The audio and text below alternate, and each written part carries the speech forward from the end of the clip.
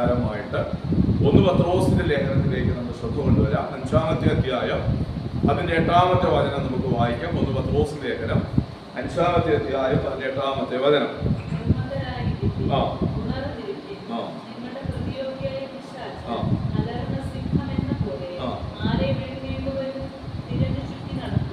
അത് ഈ വാക്യമാണ് കഴിഞ്ഞ ചില നാളുകൾക്ക് മുമ്പ് നമ്മൾ പഠിക്കുകയും ഈ വാക്യങ്ങളുടെ ചില ഭാഗങ്ങളെ ഞാൻ വിശദീകരിച്ചു പോവുകയും ചെയ്തിരുന്നു. പിശാച് എങ്ങനെയാണ് പ്രവർത്തിക്കുന്നത്, പിശാചിന്റെ പ്രവൃത്തികൾ എന്തൊക്കെയാണ് എന്ന് തിരുവെഴുത്തുകളുടെ പല ഭാഗങ്ങളെ നമ്മൾ ശ്രദ്ധിച്ചു. അതിൽ പ്രധാനമായിട്ട് നമ്മൾ നോക്കിയത് പഴയ പുതിയ നിയമ ഭാഗങ്ങളിൽ നിന്ന് ശ്രദ്ധിക്കുവാൻ തുടങ്ങിയ കാര്യങ്ങളാണ്. പിശാച് എങ്ങനെയാണ് ആക്രമിക്കുന്നതിന്റെ പ്രവൃത്തികൾ എന്തൊക്കെയാണ്. ഇവിടെ അപ്പോസ്തലനായിരിക്കുന്ന പത്രോസ് പറഞ്ഞിരിക്കുന്നത് അലറുന്ന സിംഹം എന്നതുപോലെ അവൻ എന്ത് ചെയ്യുന്നു, ചുറ്റി തിരിയുകയാണ്. എന്തിനു വേണ്ടിയിട്ടാണ് ചുറ്റി തിരിയുന്നത്, എങ്ങനെയാണ് ആരെയാണ് വിഴുങ്ങുവാൻ കഴിയുക എന്നുള്ളതാണ് അവന്റെ ലക്ഷ്യം അല്ലെങ്കിൽ ഉദ്ദേശം. അതിനു വേണ്ടിയിട്ടാണ് അവൻ ചുറ്റി തിരിഞ്ഞ് നടക്കുന്നത്. അപ്പൊ ഞാൻ പുതിയ നിയമത്തിൽ നിന്ന് വായിക്കുമ്പോൾ നമുക്കറിയാം പിശാച് തന്ത്രശാലിയാണ്. പഴയ നിയമ കാലഘട്ടങ്ങളിൽ പ്രവർത്തിച്ച രീതിയോ നിലയോ അല്ല പുതിയ നിയമത്തിൽ പ്രവർത്തിക്കുന്നത്. പഴയ നിയമത്തിൽ എന്തുകൊണ്ടാണ് അങ്ങനെ പ്രവർത്തിച്ചിരുന്നത്? പഴയ നിയമത്തിൽ പ്രത്യക്ഷമായ നിലകളിൽ മനുഷ്യരോട് അവൻ എതിർക്കുകയോ പ്രവർത്തിക്കുകയോ ചെയ്തിട്ടുണ്ടായിരുന്നില്ല. പുതിയ നിയമ കാലയളവിലാണ് ആ ഒരു നിലകളിലുള്ള പ്രവൃത്തിയും പ്രവർത്തനങ്ങളും തുടങ്ങുന്നത്. അപ്പൊ ഇവന്റെ ലക്ഷ്യം മനുഷ്യനെ വിശ്വാസത്തിൽ അകറ്റുക, ഭയപ്പെടുത്തുക. അവിടെ നമുക്കറിയാം അലറുന്ന സിംഹം അലറുന്നത് എന്തിനാണ്? ഭയപ്പെടുത്തുവാൻ. ഭയപ്പെട്ട് കൂട്ടം തെറ്റിപ്പോകുമ്പോൾ അവര് വിഴുങ്ങുക എന്നുള്ള ഉദ്ദേശത്തിലാണ് എഴുതുന്നത്. അപ്പൊ എങ്ങനെയാണ് ഇത് വിഴുങ്ങിക്കളയുന്നത്? അപ്പൊ എന്തൊക്കെയാണ് അവിടെ ഉള്ളിൽ ചെയ്യുന്ന ക്രിയകൾ, അതിനെക്കുറിച്ച് ഞാൻ പറഞ്ഞു വന്നു. ദൈവ പരിജ്ഞാനത്തിൽ നിന്ന് പ്രധാനമായിട്ട് നോക്കുമ്പോൾ ദൈവത്തെ കുറിച്ചുള്ള പരിജ്ഞാനത്തിൽ നിന്ന് അകറ്റുക. ഇപ്പൊ 2 ജ്ഞാനങ്ങളെ കുറിച്ചാണ് ബൈബിളിൽ രേഖപ്പെടുത്തിയിരിക്കുന്നത്. 1 ലോകജ്ഞാനം, 2 ദൈവജ്ഞാനം. അപ്പോൾ ദൈവജ്ഞാനത്തിൽ നിന്ന് ലോകത്തിലെ മനുഷ്യരെ അകറ്റുക, ദൈവജ്ഞാനത്തിൽ നിന്ന് ലോകത്തിലെ മനുഷ്യരെ അകറ്റുക, ദൈവജ്ഞാനത്തിൽ നിന്ന് അവരെ അകറ്റിക്കളയുക, ലോകജ്ഞാനം അവിടെ ഉള്ളിൽ കൊടുക്കുക. ഈ ഒരു വിഷയമാണ് അവൻ കൊണ്ടുവരുന്നത്. കാരണം നമ്മുടെ ശൈശവത്വത്തിൽ തന്നെ നമ്മൾ തുടങ്ങുക. ഞാൻ ദൈവജനം വായിക്കുമ്പോൾ എനിക്ക് മനസ്സിലായത്, ദൈവ പരിജ്ഞാനത്താൽ ജനമെല്ലാം നിറയാൻ തുടങ്ങിയാൽ അവർ എപ്പോഴും അവരുടെ നേരിടുന്ന പ്രശ്നങ്ങൾക്ക് മുകളിലായിരിക്കും അവർ ജീവിക്കുന്നത്. അവരൊരിക്കലും അവരുടെ പ്രശ്നങ്ങൾ അവരെ തകർത്തു കളയുകയോ അവരെ പരാജയപ്പെടുത്തുകയില്ല. ഇത് കണ്ടുവരുന്ന ഏറ്റവും വലിയൊരു പ്രധാനപ്പെട്ട ഘടകമാണ് വിഷയങ്ങളുടെ നടുവിൽ എല്ലാവരും, സാമ്പത്തിക വിഷയങ്ങളായിരുന്നാലും രോഗങ്ങളായിരുന്നാലും അലട്ടുന്ന വിഷയങ്ങൾക്ക് നടുവിൽ എല്ലാം മനുഷ്യൻ നിരാശനാണ്. ആരോടും പറയുന്നില്ലെന്നേ ഉള്ളൂ. ആരോടും പറയുന്നില്ല എന്ന് പറയാതിരിക്കാനും പറ്റത്തില്ല. അവർ പറയുന്നുണ്ട്. എങ്ങനെയാണ് പറയുന്നത്? ഞങ്ങൾ പ്രാർത്ഥിച്ചിട്ട് എന്ത് ചെയ്യുന്നില്ല, ദൈവം കേൾക്കുന്നില്ല, ഞങ്ങൾക്ക് വേണ്ടി പ്രാർത്ഥിക്കണമെന്ന അപേക്ഷയോട് വരുന്നുണ്ട്. അപ്പൊ ഇതിന്റെ ലക്ഷ്യം എന്ന് പറഞ്ഞാൽ അവിടെ വിശ്വാസം പോയി എന്നുള്ളതാണ്. അന്ത്യകാലത്തിന്റെ ലക്ഷണങ്ങളിൽ പല ലക്ഷണങ്ങളിൽ ഒന്നാണ് പറഞ്ഞിരിക്കുന്നത്, വിശ്വാസം അന്ത്യകാലത്തിൽ കണ്ടെത്താൻ കഴിയുമോ? കാരണം മനുഷ്യരുടെ ഉള്ളിൽ നിന്ന് വിശ്വാസമൊക്കെ ഇങ്ങനെ പതിയെ നഷ്ടപ്പെട്ടു പോകാൻ തുടങ്ങിയ ഒരു രീതിയാണ്. കാരണം ഇത് പിശാചിന്റെ ഒരു പ്രവൃത്തിയാണ്, അല്ലെങ്കിൽ വിശ്വാസ തലങ്ങളിലേക്കുള്ള കടന്നാക്രമണമായിട്ടാണ് ദൈവദിനം പറഞ്ഞിരിക്കുന്നത്. അപ്പോൾ നമ്മൾ അവകാശികളാണ്. ഞാൻ വായിപ്പിച്ച ഭാഗമുണ്ട്. ഗലാത്യ ലേഖനം അതിന്റെ 4-ാമത്തെ അധ്യായം 1-ാമത്തെ വാക്യം നമുക്ക് വായിക്കാം. 4-ാമത്തെ അധ്യായം 1-ാമത്തെ വാക്യം.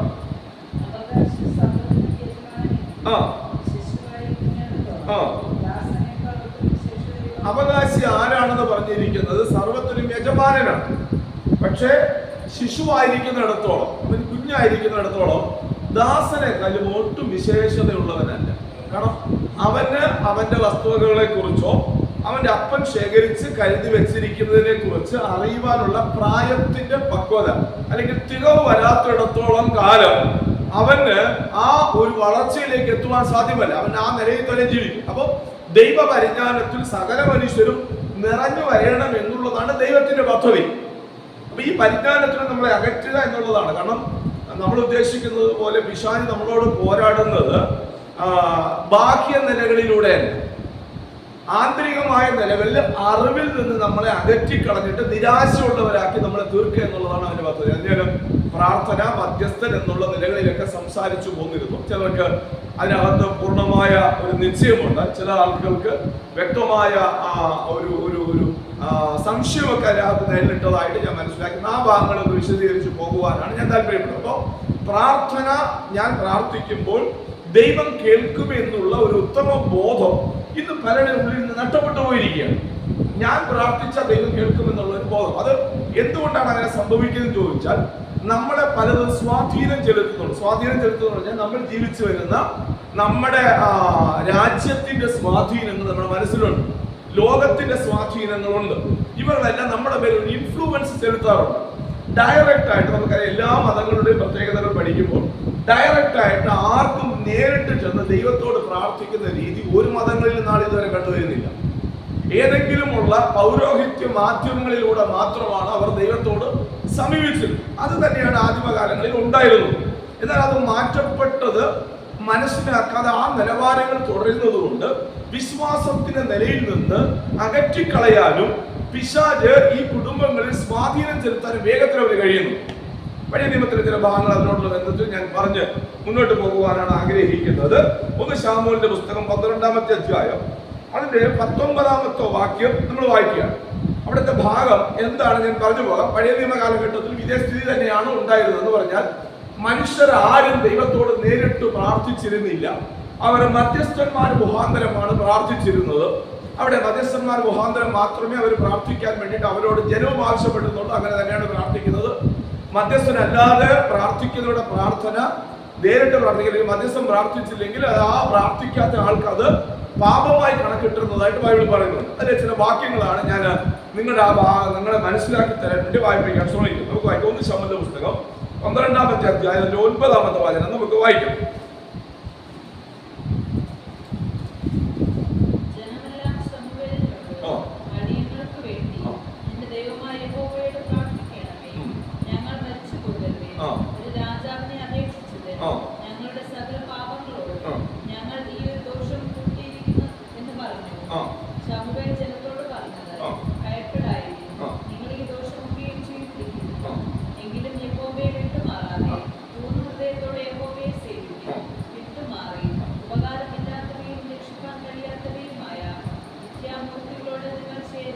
മതി. നമ്മൾ ആ വാക്യത്തിന്റെ ആരംഭ ഭാഗമാണ് ഞാൻ സൂചിപ്പിക്കുന്നത്. ജനമെല്ലാം ശമൂവേലിന്റെ അടുക്കൽ വന്ന് പറയാണ്, ഞങ്ങൾക്ക് വേണ്ടി പ്രാർത്ഥിക്കുന്നത് എന്ത് ചെയ്യരുതേ, മതിയാക്കരുതേ, ഞങ്ങൾക്ക് വേണ്ടി പ്രാർത്ഥിച്ചു കൊണ്ടിരിക്കണമേ.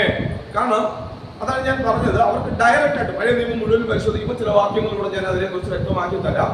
12-ാമത്തെ വാക്യത്തിൽ ഞങ്ങൾക്ക് വേണ്ടി പ്രാർത്ഥിക്കുന്നത് മതിയാക്കരുതേ. അതിന്റെ 7-ാമത്തെ അധ്യായം 1 ശമൂവേലിന്റെ പുസ്തകം തന്നെ 7-ാമത്തെ അധ്യായം 8-ാമത്തെ വചനം കൂടെ നമുക്ക് വായിക്കാം. 7-ാമത്തെ അധ്യായം 8-ാമത്തെ വചനം കൂടെ.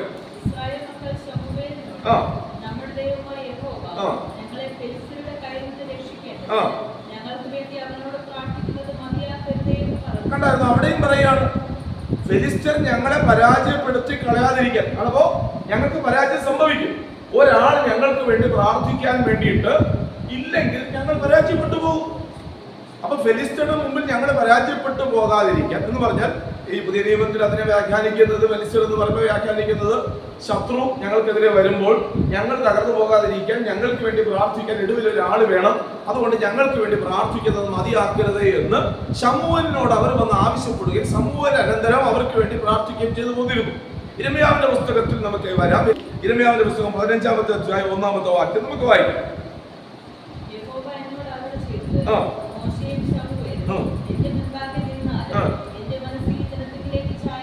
കണ്ടോ, മോശയും ശമൂവേലും ആ കാലഘട്ടങ്ങൾ മധ്യസ്ഥ ഗണത്തിൽ ഉൾപ്പെടുകയും അവരാണ് പ്രാർത്ഥനയ്ക്ക് വേണ്ടിയിട്ട് ദൈവസ്ഥലിൽ പോവുകയും ചെയ്തിരുന്നു. എന്നാൽ ദൈവം പറഞ്ഞു, ഇനി മോശയും ശമൂവേലും എന്റെ മുമ്പിൽ നിന്നാലും എന്റെ മനസ്സ് ഈ ജനത്തിലേക്ക് ഒരിക്കലും തിരികെയില്ല. കാരണം ജനത്തോട് വേണ്ടി ആവശ്യപ്പെട്ട് ജനം വീണ്ടും അതിൽ നിന്ന് രക്ഷപ്പെട്ട് വന്നിട്ട് വീണ്ടും ആ തെറ്റ് തന്നെ ആവർത്തിച്ചുമ്പോൾ മധ്യസ്ഥന്റെ പ്രാർത്ഥന വിലയില്ലാതെയായി. മധ്യസ്ഥൻ പ്രാർത്ഥിച്ചാൽ ഞാൻ കേൾക്കുകയില്ല എന്ന് ജനത്തിന് വേണ്ടിയിട്ട് പറയാൻ തുടങ്ങി. ദൈവം പറഞ്ഞു, ഈ ജനത്തിന് വേണ്ടിയിട്ട് എന്നോട് എന്ത് ചെയ്യരുത്, പ്രാർത്ഥിക്കരുത്. അപ്പൊ പിന്നെ എന്തോ ചെയ്യും ആണോ? അപ്പൊ പിന്നെ എന്താ ചെയ്യേണ്ടത് നമുക്ക് വായിക്കാം. അപ്പൊ അതിന്റെ അടുത്ത ഭാഗങ്ങളിലേക്ക് ഞാൻ വരികയാണ്. 1 ശമൂവേലിന്റെ പുസ്തകത്തിൽ തന്നെ 12-ാമത്തെ അധ്യായം 23-ാമത്തെ വാക്യം കൂടെ നമുക്ക് വായിക്കാം. 12-ാമത്തെ അധ്യായം. ഈ മധ്യസ്ഥൻ പ്രാർത്ഥിക്കാൻ വേണ്ടി വിളിക്കപ്പെട്ടവരാണ്. ഈ മധ്യസ്ഥൻ പ്രാർത്ഥിച്ചില്ലെങ്കിൽ ഇത് അവന് പാപമായി കണക്കിട്ടിരുന്നു എന്നും പഴയ നിയമത്തിൽ രേഖപ്പെടുത്തിയിട്ടുണ്ട്. വായിച്ചാട്ടെ 12-ാമത്തെ അധ്യായം 23-ാമത്തെ വചനം.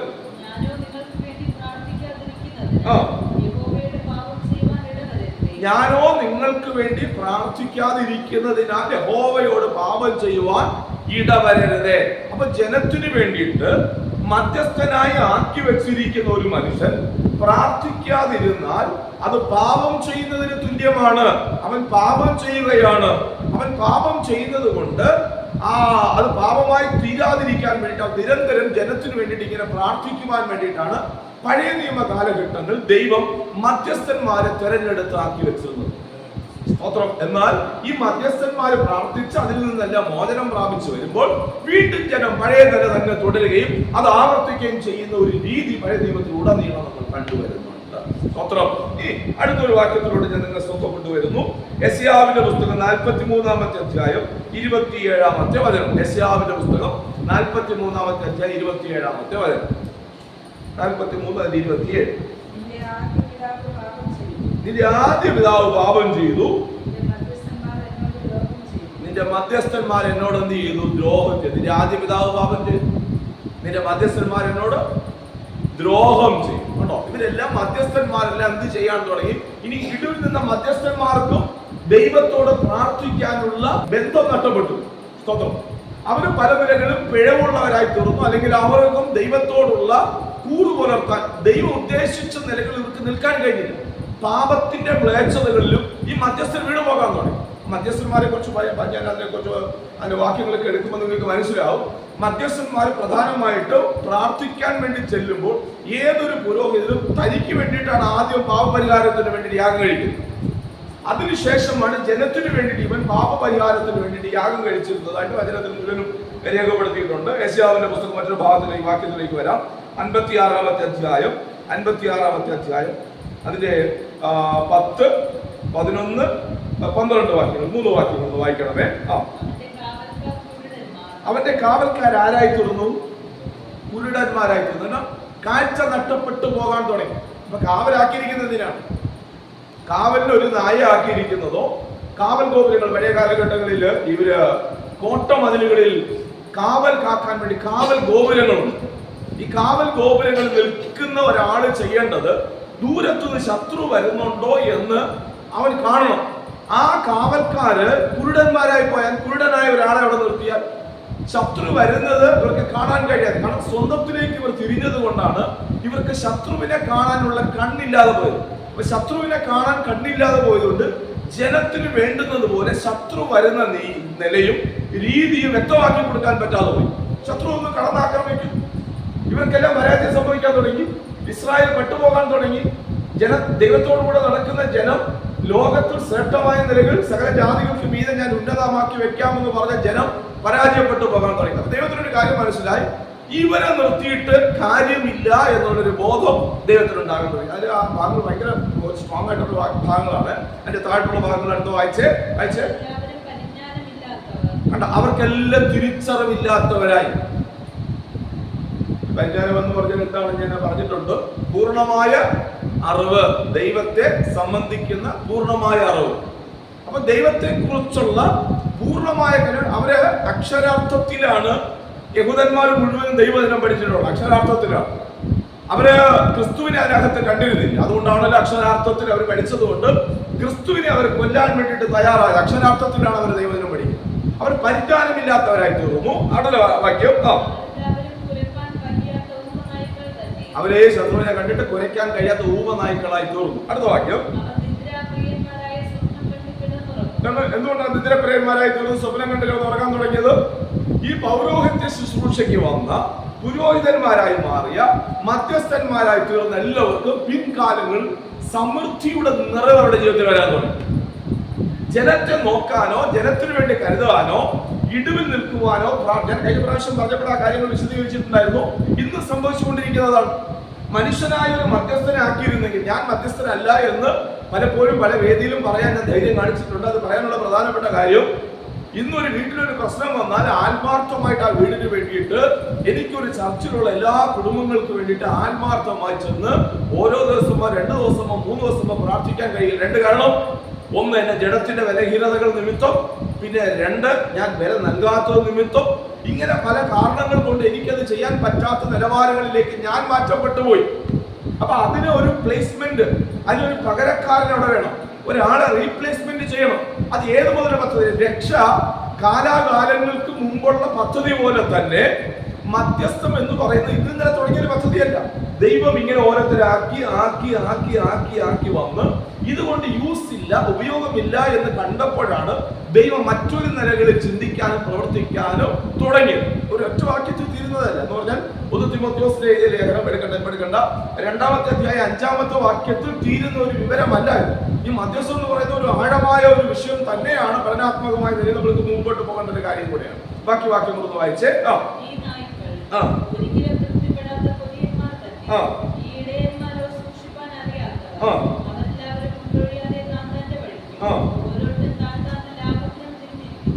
എന്തിനു തിരിഞ്ഞു? തന്റെ വഴിക്ക് തിരിഞ്ഞു. പിന്നെ അവർക്ക് മെയിൻ ആയിട്ടുള്ള വിഷയം എന്തായി? അവരുടെ വിഷയങ്ങളായി, കുറയ്ക്കാൻ പറ്റാതെയായി, തങ്ങളിലേക്ക് തിരിഞ്ഞു. അത് ഞാൻ നേരത്തെ പറഞ്ഞു വന്നത്. അവർ അവരുടെ മക്കളായി, തലമുറകളായി, അവരുടെ ഭാരമായി, അവർക്ക് വസ്തുവായി, അവർക്ക് വീടായി. അപ്പൊ ഇവർക്ക് വേണ്ടി ജാഗരിച്ച് നിൽക്കുവാൻ വേണ്ടി ഒരു മനുഷ്യനില്ലാതെ നിങ്ങൾ ആ 12 വാക്യം വരയ്ക്കൊന്ന് വായിച്ചാലേ അതിന്റെ ആ ഗൗരവം മനസ്സിലാവുള്ളൂ.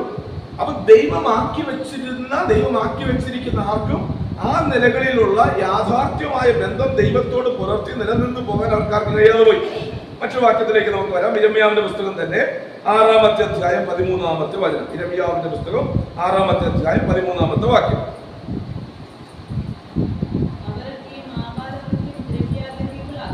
അവരെല്ലാവരും ആവാരവത്വം ദ്രവ്യാഗ്രഹികളായി മാറി. ഒരുപോലെ എന്ത് ചെയ്യാൻ തുടങ്ങി? അവർക്ക് എന്ത് മതി? സാമ്പത്തിക നന്മയിലേക്ക് തിരിഞ്ഞു അല്ലെ? സാമ്പത്തിക നന്മയിലേക്ക് അവരെല്ലാം തിരിയുവാനുള്ള കാരണമായി തോന്നും.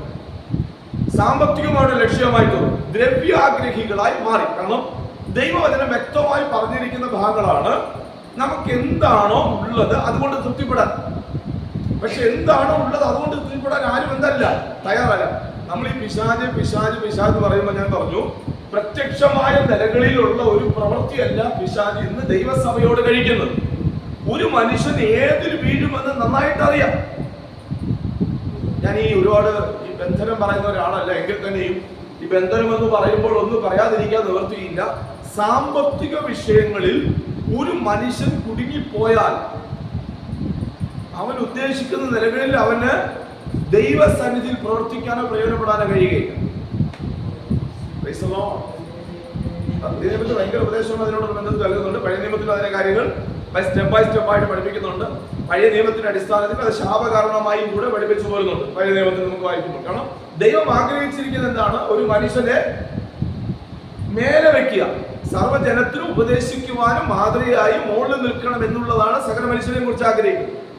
ഇതാണ് പിശാച് പ്രവർത്തിച്ച് അവൻ ആ നിലയിൽ താഴോട്ടിടുന്നത്.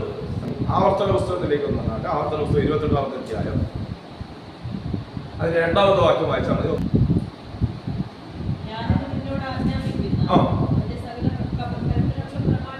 നടന്നാൽ ഭൂമിയിലുള്ള സകല ജാതികൾക്ക് മീതെ ഉന്നതമാക്കും. അപ്പൊ ദൈവവാഗ്ദത്തം എപ്പോഴാണോ നമ്മളെ കുറിച്ച് നമ്മുടെ മേൽ വീഴുന്നതോ അപ്പൊ ദേശത്ത് നമ്മളെ പരസ്യബലമാക്കണം. വിചാരിച്ച ലക്ഷ്യം ഇത് നേരിട്ടല്ല പ്രവർത്തിക്കുന്നത്, ഡയറക്റ്റ് അല്ല, ഇൻഡയറക്റ്റ് ആയിട്ട്. അപ്പോൾ അന്ന് മുതൽ അവൻ ശ്രമിക്കുന്നത് നമ്മളെ ഏതിൽ കൊടുക്കാം, നമ്മളെ എങ്ങനെ വീഴ്ത്താം. കാരണം ദേശത്തിൽ വരെ നിൽക്കാനുള്ള അപ്പൊ എന്ത് നമുക്ക് കൊണ്ടുവരാം എന്നുള്ളതാണ് ഇതിന്റെ ശ്രദ്ധ. അതാണ് ബി വിജിലന്റ്. കഴിഞ്ഞ പ്രാവശ്യം ഞാൻ വ്യാഖ്യാനിക്കുക പറഞ്ഞതും തെളിവുള്ളവരായിരിക്കുക. ദൈവപരിജ്ഞാനത്തിൽ നിറഞ്ഞിരിക്കുന്ന ഒരു മനുഷ്യന് ആത്മ പ്രാണ ശരീരങ്ങളിൽ എന്ത് നടക്കുന്നു, ചിന്തകളിൽ എന്ത് വരുന്നു, ഇത് എവിടെ നിന്നാണ് വരുന്നത്? അവിടെ മുതലാണ് അവൻ തന്റെ പ്രവൃത്തി അല്ലെങ്കിൽ പോരാട്ടം. കാരണം ഞാൻ ആ ഭാഗം ഒന്നുകൂടെ പറഞ്ഞ് ശ്രദ്ധിക്കണമേ, എപ്പോഴും പോരാടുന്ന പിശാച് നമ്മളോടല്ല, ഇവൻ പ്രവർത്തിക്കുന്ന ഈ പ്രവർത്തന മേഖലകളെ കണ്ട് നമ്മളാണ് അവനോട് പോരാടുന്നത്. പൗലോസ് എടുത്ത് പറയുന്നുണ്ട്, 2 കൊരിന്ത്യർക്ക് ലേഖനം എഴുതുമ്പോൾ ആ മേഖലകളിലുള്ള പോരാട്ടം ഞങ്ങൾക്ക് എവിടെയാണ് ഉണ്ടാകുന്നതെന്ന് പൗലോസ് പറയുന്നുണ്ട്. 2 കൊരിന്ത്യർക്ക് ലേഖനം 10-ാമത്തെ അധ്യായം അതിന്റെ 3 മുതലുള്ള വാക്യങ്ങൾ ഒന്ന് വായിച്ച് 3 മുതലുള്ള വാക്യങ്ങളിൽ പൗലോസ് കാര്യങ്ങൾ പറയുന്നു. ഞങ്ങൾ ജഡത്തിലാണ്. അപ്പൊ ജഡത്തിലല്ലയോ സഞ്ചരിക്കുന്നത്? അതെ, ജഡത്തിലാണ് സഞ്ചരിക്കുന്നത്. എന്നിട്ട് ഞങ്ങൾ ജഡപ്രകാരം പോരാടാൻ ഞങ്ങൾക്ക് പോരാട്ടമുള്ള ജഡരക്തങ്ങളോടല്ല. അതാണ് ഞങ്ങൾക്ക് പ്രത്യക്ഷമായി വരുന്ന യാതൊന്നിനോടും ആരോടും ഞങ്ങൾ എതിർക്കാതെ ഞങ്ങൾ ആത്മാവിശ്വസം. കാരണം ഇത് വരുന്ന നില എന്തിനാണെന്നുള്ള ആഴമായ ഒരു കാഴ്ചപ്പാട്. അതാണ് ദൈവപരിജ്ഞാനം. ചെറിയ വിഷയമല്ല ദൈവപരിജ്ഞാനം എന്ന് പറയുന്നത്. അതാണ് ഞാൻ പറഞ്ഞത്, ദൈവത്തെ സംബന്ധിക്കുന്ന പൂർണ്ണ അറിവ്. ഞാൻ അതിന്റെ ഡെഫിനിഷൻ ഈ ദിവസങ്ങൾ അന്വേഷിക്കുമ്പോൾ ഞാൻ കണ്ടതായ ഒരു പ്രധാനപ്പെട്ട കാര്യം, ദൈവത്തെ സംബന്ധിക്കുന്ന പൂർണ്ണ ദൈവത്തെ കുറിച്ചുള്ള അറിവ്, പരിജ്ഞാനം, പൂർണ്ണമായ അറിവ്. അപ്പൊ ദൈവ പരിജ്ഞാനത്തിൽ ദൈവത്തെ ആരാധിക്കുന്ന, കർത്താവിനെ പിൻപറ്റുന്ന ദൈവ ശുശ്രൂഷകന്മാരും അതുപോലെ വിശ്വാസ സമൂഹവുമായി തീരണം എന്നുള്ളതാണ്. അതാണ് ഞാൻ നേരത്തെ തുടക്കത്തിൽ പറഞ്ഞത്. അങ്ങനെ വരുമ്പോൾ ഒരു വിഷയവും നമ്മളെ കീഴ്പ്പെടുത്തുകയില്ല, വിഷയത്തെ നമ്മൾ കീഴ്പ്പെടുത്താൻ തുടങ്ങും. വിഷയം നമ്മളെ കീഴ്പ്പെടുത്തുന്നുവെങ്കിൽ ഓർക്കണം, നിശ്ചയമായിട്ടും പിശാച് നമ്മളെ ഏതോ നിലയിൽ പരാജയപ്പെടുത്തി തുടങ്ങി. കയറി വരാൻ പോലും കഴിയാത്ത നിലകളിൽ കുരുക്കിക്കളയും. നമ്മൾ ഉദ്ദേശിക്കുന്ന പ്രതലത്തിൽ നിന്നുകൊണ്ടല്ല, തലത്തിൽ നിന്നുകൊണ്ടായിരിക്കില്ല ഇവർ നമ്മളോട് പ്രവർത്തിക്കുന്നു. വളരെയധികം ശ്രദ്ധിച്ചാണ് കാഴ്ചപ്പാട് കളിക്കേണ്ടത്. അവിടെ അതിന് ബാക്കി ഭാഗങ്ങൾ വായിച്ചു, ഞങ്ങൾ ജഡത്തിൽ സഞ്ചരിക്കുന്നതെങ്കിലും ഞങ്ങൾ ജഡപ്രകാരം പോരാടുന്നില്ല. കാരണം ഞങ്ങൾക്കറിയാം ഇത് വരുന്നത് എന്തിൽ നിന്നല്ല, എവിടെ നിന്നാണ്. എന്തിൽ നിന്നല്ലെന്ന ബോധമുണ്ട്, എവിടെ നിന്നാണെന്നുള്ള ബോധമുണ്ട്. ഇതാണ് വചനം പറയുന്നത്. ആത്മപ്രാണ ശരീരങ്ങളെ തമ്മിൽ കണ്ടോ വേർപെടുത്തുന്നതിന് തുടർച്ച തരുന്നതാണ് ഈ വചനം. ചെന്നിട്ട് ഇത് വ്യക്തമാക്കി തരികയാണ്. നമ്മളിൽ തന്നെ തെളിവുണ്ടെങ്കിൽ വ്യക്തമാകുന്നു. ബാഹ്യ നിലകളിലല്ല അവർ ചെയ്തിരുന്ന പോരാട്ടം, ആന്തരിക നിലവാരങ്ങളിലാണ് അവർക്ക് പോരാട്ടം ഉണ്ടായിരുന്നത്. അതിനെ അവർ മനസ്സിലാക്കി, അതിനോടാണ് അവർ എതിർത്തുന്നത്. അതുകൊണ്ടാണ് അകത്തെ മനുഷ്യൻ നാൾക്ക് നാൾ ശക്തി പ്രാപിക്കുക. പുറത്തെ മനുഷ്യൻ ഉദ്ദേശിക്കുന്നത് എന്തുവാണ്? ഇച്ഛകൾ, ആഗ്രഹങ്ങൾ, ഇതിനെ അവർ നിഗ്രഹിച്ചുകൊണ്ടിരുന്നു, അതിനെ ശയിപ്പിച്ചുകൊണ്ടിരിക്കുകയാണ്. ആത്മബലമുള്ള, ആത്മാവുള്ള, പരിശുദ്ധാത്മാവുള്ള രണ്ട് കാര്യങ്ങൾ ശ്രദ്ധിക്കണം. എനിക്ക് ആത്മാവുണ്ടെങ്കിൽ പരിശുദ്ധാത്മാവ് എന്നിൽ വ്യാപരിച്ചാൽ മാത്രമേ എനിക്ക് ആ കാര്യം ചെയ്യാൻ സാധ്യമാവുള്ളൂ. എനിക്ക് ആത്മാവ് വേണം, പരിശുദ്ധാത്മാവ് വേണം. ജഡത്തെ ബലഹീനപ്പെടുത്തുന്ന ഉപസിച്ചു ഭക്ഷണം കൊടുക്കാതെ ബലഹീനപ്പെടുത്തുന്നില്ല. അതുകൊണ്ടാണ് ഈ ചർച്ച ഹിസ്റ്ററിയെ കുറിച്ചൊക്കെ പഠിക്കുമ്പോൾ തൂണിൽ മെൽഷിമിയോൻ ഇങ്ങനെ പല ആളുകളുണ്ട്. ജഡത്തെ ബലഹീനപ്പെടുത്താൻ വേണ്ടിയിട്ട് ഒരു തൂണ് കെട്ടിയിട്ട് തൂണിന്റെ മുകളിൽ കയറിയിരിക്കും. കാരണം ജഡമാണ് അവരുടെ പാപ കാരണമെന്ന് തിരിച്ചറിഞ്ഞു ശ്രീ ബുദ്ധൻ. ജഡമാണ്, ഇച്ഛയാണ് പാപത്തിന്റെ കാരണമെന്നറിയാം. പക്ഷെ അങ്ങനെ കണ്ടിരുന്ന ഒരു മനുഷ്യൻ അതിൽ നിന്ന് മോചനം പ്രാപിച്ചില്ല. ആത്മാവിൽ കണ്ടവൻ, പരിശുദ്ധാത്മാവ് ഉള്ളവൻ മാത്രമേ ജയിച്ചിട്ടുള്ളൂ. അത് നമുക്ക് ജയിക്കാൻ പറ്റും. പക്ഷെ ഇത് നമ്മളെ കണ്ണിൽ മറച്ചിട്ട് നമ്മുടെ സാധാരണ വിഷയങ്ങൾക്ക് വേണ്ടിയിട്ട് വിടുതൽ, ഇങ്ങനെയുള്ള വിഷയങ്ങളിലേക്ക് ഇന്നത്തെ സഭ മാറിപ്പോയി. ഭൗതിക വിഷയങ്ങളുടെ വിടുതൽ, സാത്താന്യ വിഷയങ്ങളുടെ വിടുതൽ, പിന്നെ ശാരീരിക വിഷയങ്ങളുടെ വിടുതൽ, നമുക്ക് വേണ്ടിയിട്ട് ഇറങ്ങി വരുന്ന ദൈവം, നമുക്ക് വേണ്ടി പ്രവർത്തിക്കുന്ന ദൈവം, എല്ലാ കൺക്ലൂഷനിൽ ലാസ്റ്റ് നമ്മൾ കേൾക്കുന്ന ഒരു ദൈവമാണ്. ഒരു വാക്കാണ്, ദൈവം എന്നല്ല, ഒരു വാക്കാണ്. നമുക്ക് വേണ്ടി ഇപ്പോ കണ്ണടച്ചാട്ട് പ്രവർത്തിക്കാൻ ദൈവം ഇറങ്ങി വരും. ഇത് കേട്ടില്ലെങ്കിൽ നമുക്കൊരു തൃപ്തി വരില്ല. ലാസ്റ്റ് നമ്മൾ പറയണം, നമുക്ക് വേണ്ടി പ്രവർത്തിച്ച ദൈവം കഴിഞ്ഞു എന്നുള്ള വിശ്വാസം നമുക്കില്ല. ഇന്നും നമ്മൾ ബന്ധനത്തിനാണ്, ഇന്നും നമ്മൾ ഏതൊരു അടിമയാണ് എന്നുള്ള ചിന്തയാണ് വരുന്നത്. പൗലോസ് അതിനാണ് പ്രാർത്ഥന ആവശ്യപ്പെട്ടത്. കണ്ടോ, ഞാൻ വായ് തുറന്ന് സംസാരിക്കുമ്പോൾ എനിക്ക് വായിൽ വചനങ്ങളെ നൽകേണ്ടത് പ്രാഗൽഭ്യത്തോടെ സംസാരിക്കാൻ നിങ്ങൾ എനിക്ക് വേണ്ടി പ്രാർത്ഥിക്കണം. അല്ല, എനിക്ക് പോരാട്ടം നേരിടാതിരിക്കാൻ, എന്റെ സാമ്പത്തിക വിഷയത്തിന് വേണ്ടി പ്രാർത്ഥിക്കാനല്ല. ഞാൻ ഗ്രഹിച്ചിരിക്കുന്ന കാര്യങ്ങൾ ആ നിലയിൽ നിങ്ങളെ മനസ്സിലാക്കി തരട്ടെ. ഒരു സഭയുടെ കൂട്ടായ്മയിൽ കൂടി വരവുകളിൽ പ്രധാനപ്പെട്ട പ്രാർത്ഥിക്കുന്ന രണ്ട് കാര്യമാണ്. ആ ദേവദാസന് അദ്ദേഹം ഗ്രഹിച്ചിരിക്കുന്ന ലെവലുണ്ട്. അത് കൂട്ട് വിശദീകരിച്ച് തരാനുള്ള ഒരു ദൈവപ്രവൃത്തി അതിനകത്ത് നടക്കും. രണ്ട്, ഗ്രഹിച്ചിരിക്കുന്ന ആ സാധനം അതുപോലെ മനസ്സിലാക്കിയില്ലെങ്കിൽ ഇത് വന്ന് വീഴുന്നത് 10 ഹൃദയങ്ങൾ 10 പോലെയാണ് പോകുന്നത്. 10 നിലകളിൽ ചിന്തിക്കുന്നത് കാരണമായി തീരും. ചിലർക്ക് ഡിഫെൻഡിങ് ആയിട്ട് പോകും, ചിലർക്ക് ചോദ്യങ്ങൾ വരും, വചനങ്ങൾ ഇതിനകത്ത് വരാനുള്ള സാധ്യതകളൊക്കെ ഏറെയാണ്. അപ്പൊ നോക്കി, അവിടെ പൗലോസ് പ്രവർത്തിച്ചിരുന്ന മേഖലകളെ കുറിച്ചാണ് ആ ഭാഗങ്ങൾ രേഖപ്പെടുത്തിയിരിക്കുന്നത്. വായിച്ചേ. അല്ല തന്നെ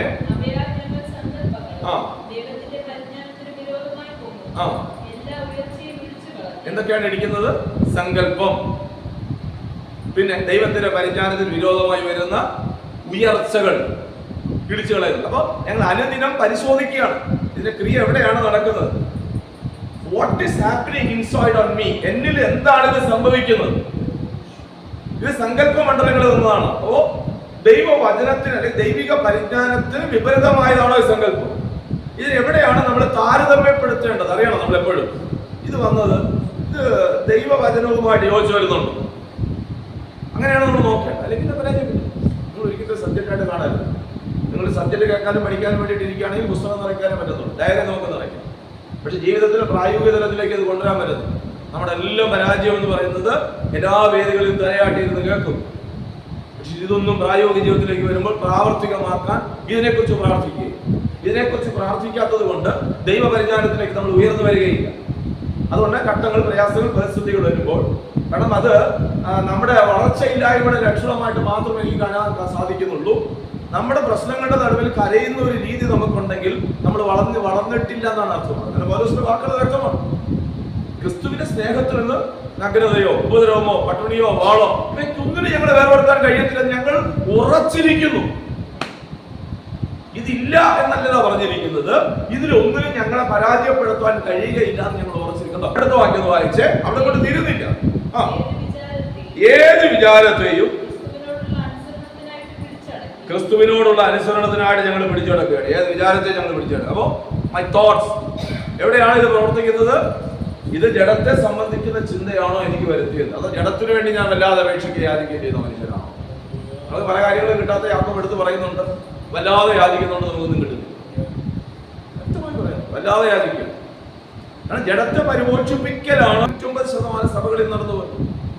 ജഡത്തെ സംബന്ധിക്കുന്ന വിഷയങ്ങൾക്ക് വേണ്ടിയിട്ട് ഇമ്പോർട്ടൻസ് കൊടുക്കുകയും ആത്മവിഷയങ്ങൾക്ക് പ്രാധാന്യത കൊടുക്കാതെയും പോകുന്ന ഒരു വിശ്വാസ സമൂഹത്തെയാണ് നമുക്ക് വാർത്തെടുത്ത് വെച്ചിരിക്കുന്നത്. അപ്പൊ ഇതിനെതിരെയാണ് നമ്മൾ പ്രവർത്തിക്കേണ്ടത്. അപ്പൊ ഇങ്ങനെ തിരിക്കുമ്പോൾ മനുഷ്യനെല്ലാം ഈ നിലവാരങ്ങളിലേക്ക് തിരിഞ്ഞു. പുരോഹിതൻ തിരിഞ്ഞു, പ്രവാചകൻ തിരിഞ്ഞു, എല്ലാവരും തിരിഞ്ഞു പോയി. ഇപ്പൊ ഞാൻ എന്റെ വിഷയത്തിന് വേണ്ടി ഓടിക്കൊണ്ട് നടക്കുക, എന്റെ മക്കളുടെ ആവശ്യത്തിന് വേണ്ടി ഞാൻ ഓടുന്നു, എന്റെ സാമ്പത്തിക വിഷയത്തിന് വേണ്ടി ഞാൻ ഓടുന്നു. അങ്ങനെ വരുമ്പോൾ എനിക്ക് ആത്മാർത്ഥമായി പറഞ്ഞാൽ എനിക്ക് ജനത്തിന് വേണ്ടി കോൺസെൻട്രേഷൻ ചെയ്യാൻ പറ്റത്തില്ല. ഞാൻ എൻ്റെ ഉള്ളിൽ കണ്ടൊരു കാര്യമാണ്, എനിക്ക് കോൺസെൻട്രേഷൻ ചെയ്യാൻ പറ്റുന്നില്ല. അപ്പോൾ ഞാൻ എങ്ങനെ മധ്യസ്ഥം? ഇങ്ങനെ നമ്മളെ കൊണ്ടുവരിക, വിഷയത്തിലോട്ട് ഇങ്ങനെ കൊണ്ടുവരിക. ഇവിടെ അങ്ങ് വന്നാലേ ആ കാര്യങ്ങൾ പിടികിട്ടുള്ളൂ. നമ്മുടെ എഗസ്കേലാണോ നേരത്തെ വായിച്ചത്? ഇരമ്യാവാണ് തോന്നുന്നല്ലേ?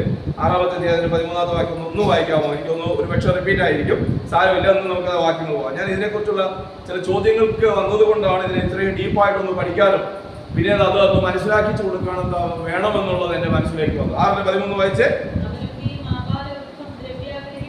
എല്ലാ മനുഷ്യരും ആരായി തീർന്നു? ബാലം എന്ന് പറഞ്ഞാൽ ബാലം തുടങ്ങി ഇത് ഏത് ലേവി പുരോഹിത കുടുംബങ്ങളിലാണ്? ലേവി കുടുംബത്തിന് മാത്രമേ പൗരോഹിത്യം ഉണ്ട്. അവിടെ ജനിച്ച കംപ്ലീറ്റ് പേര് ആബാലത്തെ ദ്രവ്യാഗ്രഹികളായിരുന്നു. തലമുറ ഇത് കണ്ടാ പഠിക്കുന്നത്. കാരണം ഇന്ന് കണ്ടുവരുന്നതല്ലേ, ശരിയല്ലേ? ഇന്ന് അപ്പൻ ദാരിദ്ര്യത്തിലോ കട്ടതിലോ ഇരിക്കുന്ന ഒരു പാസ്റ്ററുടെ മകനോ അല്ലെങ്കിൽ ആ കുടുംബത്തിൽ ജനിച്ച ഒരാളോ ഈ സാമ്പത്തിക ബുദ്ധിമുട്ടുകൾ അനുഭവിക്കുന്നത് കൊണ്ട് അവരാരും ശുശ്രൂഷ തലങ്ങളിലേക്ക് വരാൻ തയ്യാറല്ല. അവര് സാമ്പത്തികത്തിലോട്ട് തിരിയുകയാണ്. അപ്പൊ ജനത്തെക്കുറിച്ചുള്ള ചിന്തയോ കരുതലുകളോ നഷ്ടപ്പെട്ടു പോകുന്ന ഒരു കാലഘട്ടത്തിലായിരിക്കുന്നു. ഒരുപാട് വിശദീകരിക്കാനുണ്ട്, എങ്കിലും ഞാൻ അതിന് മുതിരുന്നില്ല. അവിടെ ഞാൻ ആ ഭാഗം അവിടെ വെച്ചിട്ട് മുന്നോട്ട് വരികയാണ്. മൊത്തത്തിൽ അങ്ങനെ ആയി തീർന്നിരിക്കുന്നത്. ഞാൻ അടുത്തൊരു വാക്യം കൂടെ വായിപ്പിക്കുക. എഗസ്കേൽ പ്രവാചകന്റെ പുസ്തകം 22-ാമത്തെ അധ്യായം അതിന് 30-ാമത്തെ വചനം കൊടുത്ത് വായിച്ച 22-30.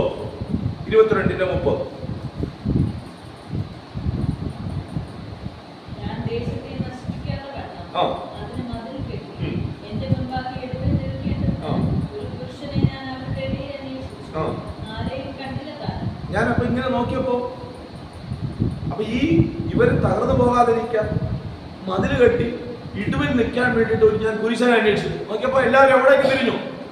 സാമ്പത്തിക ലാഭങ്ങളിലേക്ക് തിരിഞ്ഞുപോയി. ഞാൻ ആക്കി വെച്ച എല്ലാവരും ജനത്തിന് വേണ്ടിയിട്ട് മാത്രം എന്റെ മുമ്പിൽ നിൽക്കാൻ ഒരാളില്ലാതെ. അപ്പൊ ഞാൻ പറഞ്ഞല്ലോ പഴയ നിയമം എന്തായിരുന്നു എന്ന്. പഴയ നിയമം ഡയറക്റ്റായിട്ട് ആർക്കും ദൈവത്തിന്റെ അടുക്കൽ പോകാൻ പറ്റാതെ ജനങ്ങളെല്ലാം പോയിരുന്നത് ഈ പുരോഹിതന്റെ അടുക്കലാണ്. ഈ പുരോഹിതനാണ് ഇവർക്ക് വേണ്ടിയിട്ട് യാഗങ്ങൾ, പിന്നെ അർപ്പണങ്ങളായിരുന്നാലും തർപ്പണങ്ങളായിരുന്നാലും ഇത് കഴിക്കാൻ വേണ്ടി പോകുന്ന ഒരു പുരോഹിതനായിരുന്നു. ഈ പുരോഹിതനാണ് ഇതിനു വേണ്ടി കൊണ്ടുപോകേണ്ടത്. അപ്പൊ അങ്ങനെ ഇടിവിൽ നിൽക്കുന്ന ഒരാളെ ഞാൻ അന്വേഷിച്ചു കാണാതോ, ദൈവഗിരേക്ഷയെ കാണാതോ ഓരോ തെരഞ്ഞെടുത്തവരെല്ലാം ആ നിലവിൽ പരാജയപ്പെട്ടു. ഇരമ്യാവിന്റെ പുസ്തകത്തിലേക്ക് കൂടെ വരുന്നു. ഇരമ്യാവിന്റെ പുസ്തകം അതിന് 5-ാമത്തെ അധ്യായം 1-ാമത്തെ വാക്യം. ഇരമ്യാവിന്റെ പുസ്തകം 5-ന്റെ 1. ന്യായം പ്രവർത്തിക്കുകയും വിശ്വസ്തത കാണുകയും ചെയ്യുന്നവരുണ്ടോ എന്നാ നോക്കുന്നത്. വിശ്വസ്തതയില്ല, ന്യായം പ്രവർത്തിക്കുന്നവരില്ല, ന്യായമായിട്ട് ചെയ്യുന്നില്ല. അങ്ങനെയില്ല. കാരണം ഞാൻ പറഞ്ഞു, കുറച്ച് കട്ടികൂടി പോകുമോ എന്ന് എനിക്ക് അറിഞ്ഞൂടാ. എല്ലാവരും സാമ്പത്തിക ലാഭം വെച്ചോ. ഞാൻ ഈ കഴിഞ്ഞ ദിവസം എന്റെ സഭയിൽ ശുശ്രൂഷിക്കുമ്പോൾ പറഞ്ഞു, ഞായറാഴ്ച പാട്ടുപാടി സ്തോത്രക്കാഴ്ച എടുത്തില്ല എന്ന് വരികിൽ സ്തോത്രക്കാഴ്ചയ്ക്ക് ഒരു ബോക്സ് വെച്ചാൽ എത്ര പേര് ആത്മാർത്ഥമായി പോയി അതിനകത്ത് സ്തോത്രക്കാഴ്ച മനസ്സോടെയാണോ കൊടുക്കുന്നത് ചോദിച്ചാലല്ല. ഒരു കൺവെൻഷന് നമ്മൾ പോകുന്നു, അല്ലെങ്കിൽ ഒരു കൂട്ടായ്മയ്ക്ക് പോകുന്നു, അന്ന് അവിടെ സ്തോത്രക്കാഴ്ച ഇടാതെ വരികിൽ എടുക്കാതെ വരികിൽ ഒരു മനുഷ്യൻ പോലും പാസ്റ്റർ ഇത് എന്താ സ്തോത്രക്കാഴ്ച എടുക്കാത്ത, ഞാൻ എന്താ കൊണ്ടുവന്ന കാണിക്ക, ഇതാ നിങ്ങൾ കയ്യിൽ വെച്ചോ എന്ന് പറയുന്നവരെ ഞാൻ ഇതുവരെ കണ്ടിട്ടില്ല. ഒരു പബ്ലിക് മീറ്റിംഗ് നമ്മൾ വയ്ക്കുകയാണ്, അവിടെ അന്ന് സ്തോത്രക്കാഴ്ച എടുത്തില്ലെങ്കിൽ സന്തോഷത്തോടെ പോകും. അതിനകത്തൊരു സൈക്കോളജി ഇല്ലയോ എന്നാലോചിച്ചൊക്കെ ഉണ്ട്. ഞാൻ ഈ ദിവസങ്ങളിൽ ഒരു യാത്ര പോയിരുന്നു. ഞാനൊരു ദൈവാസനം കണ്ട ദൈവമായിട്ട് സംസാരിച്ചു. അദ്ദേഹം പറഞ്ഞത് എനിക്ക് ഏറെ ഇഷ്ടപ്പെട്ടു. എൻ്റെ ചർച്ചിലും അത് ഇംപ്ലിമെന്റ് ചെയ്യണമെന്ന് എനിക്ക് താല്പര്യമുണ്ട്. അത് എത്രത്തോളം പ്രായോഗികമാകുമെന്ന് എനിക്കറിയാം. അതേപോലെ എൻ്റെ ചർച്ചിൽ ഞാൻ സ്തോത്രക്കാഴ്ച എടുക്കാറില്ല പാസ്റ്റർ. വലിയ ചർച്ചൊന്നുമല്ല, അങ്ങനെ അതുകൊണ്ട് 10,000-50,000 ആളുള്ള ചർച്ചൊന്നുമല്ല. ഒരു ബോക്സ് ഞാൻ വെച്ചിട്ടുണ്ട്. കാരണം അവരാർക്കാ കൊടുക്കുന്നത്? ദൈവത്തിനാണ് കൊടുക്കുന്നത്, മനുഷ്യനെ കാണിക്കാൻ. അങ്ങനെ അവർക്ക് കൊടുക്കണമെങ്കിൽ ഞാൻ അവിടെ ബോക്സ് വെച്ചിട്ടുണ്ട്. ഈ വരുന്ന ആൾക്കാർ ഇട്ടിട്ട് പോകാം, വേണമെങ്കിൽ ഇട്ടിട്ട് പോകാം. ഇന്ന് മനോഹരമായിരിക്കുന്ന ഒരു സിസ്റ്റമാണ് ഞാൻ കണ്ടത്. വളരെ മനോഹരമായിരിക്കുന്നത്. ന്യായം പ്രവർത്തിക്കാൻ ആളില്ലാതെ പോയി. കാരണം എല്ലാവരും ഏതിലോട്ട് തിരിഞ്ഞു? മണി, പൈസയിലോട്ട് എല്ലാവരും തിരിഞ്ഞു. വന്നു മുതൽ ഇങ്ങനെ അന്വേഷിക്കാൻ തുടങ്ങി, ആരെയാണ് ഞാൻ ഇതിന് ആക്കേണ്ടത്. നമുക്ക് ചില വാക്യങ്ങൾ കൂടെ അതിനുള്ള ബന്ധത്തിൽ വായിപ്പിച്ചു പോകണമെന്നുള്ളത് കൊണ്ട് ഞാൻ അവിടെ ആ ഭാഗം മാത്രം വിശദീകരിച്ച് നിന്നാൽ പോരല്ലോ. യെശയ്യാവിന്റെ പുസ്തകത്തിലേക്ക് നമ്മൾ വരുന്നു. അതിന്റെ 59-ാമത്തെ അധ്യായം 16-ാമത്തെ വചനം കൂടെ നമ്മൾ വായിച്ചാൽ 59-16 കൂടെ 59-16.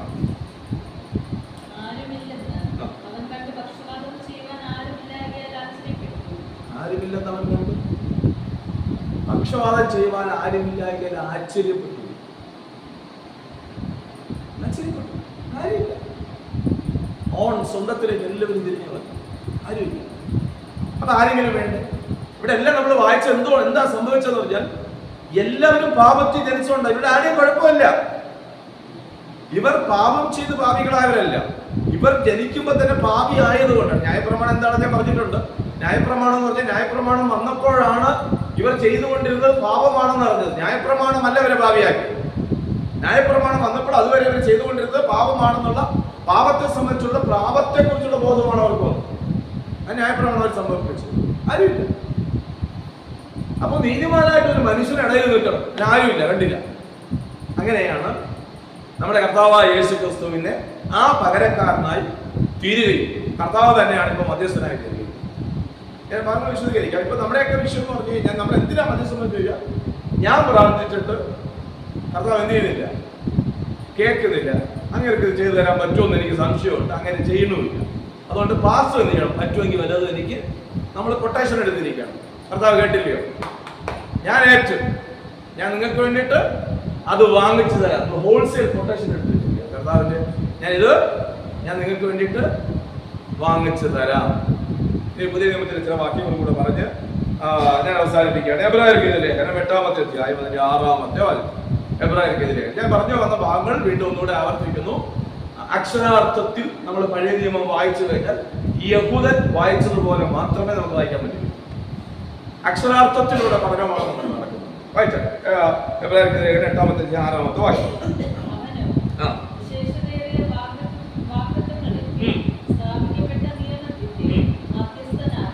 കണ്ടോ, അവൻ ആരാണ്? വിശേഷത ഏറിയ വാഗ്ദത്തങ്ങൾക്ക്, കണ്ടോ, വിശേഷതയേറിയ വാഗ്ദത്തങ്ങൾക്ക് സ്ഥാപിക്കുവാൻ മധ്യസ്ഥനാകൊണ്ട്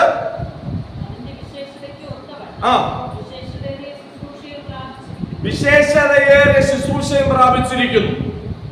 അപ്പൊ നമുക്ക് വേണ്ടി ശുശ്രൂഷ പ്രാപിച്ച് മധ്യസ്ഥനായി, പുതിയ നിയമത്തിന് മധ്യസ്ഥനായി കർത്താവ് നിലകൊള്ളുകയാണ്.